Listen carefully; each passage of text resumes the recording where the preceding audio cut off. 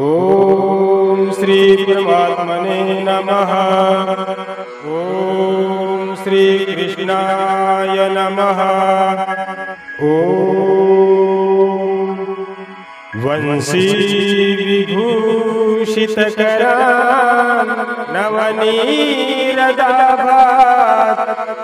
पीताम्बरादरुणबिम्बफलाधरोष्ठात् पूर्णेन्दुसुन्दरमुखादरविन्दनेत्रात् कृष्णात् परं किमपि तत्त्वमहं न जाने। अथ श्री राधा कृष्ण स्तोत्रम्। वंदे नवघनश्यामं पीतकौशेयवाससं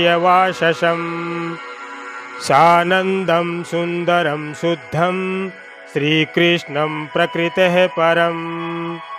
राधेशं राधिका प्राण वल्लभं वल्लवीसुतं राधासेवितपादाब्जं राधावक्षस्थलस्थितं राधानुगं राधिकेष्ठं राधापरिहितमानसं राधाधारं भवाधारं सर्वाधारं नमामि तं। राधारित्पद्ममध्ये च वसन्तं सन्ततं शुभं राधासहचरं शश्वत् राधाज्ञा परिपालकम्।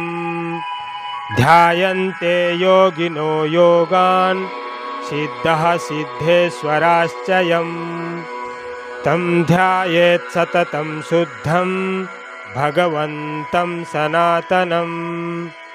निर्लिप्तं च निरीहं च परमात्मानमीश्वरं नित्यं सत्यं च परमं भगवन्तं सनातनं।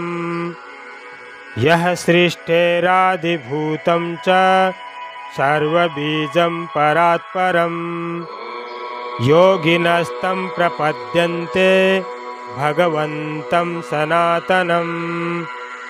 बीजं नानावताराणां सर्वकारणकारणं वेदवेद्यं वेदबीजं वेदकारणकारणं योगिनस्तं प्रपद्यन्ते भगवन्तं सनातनं।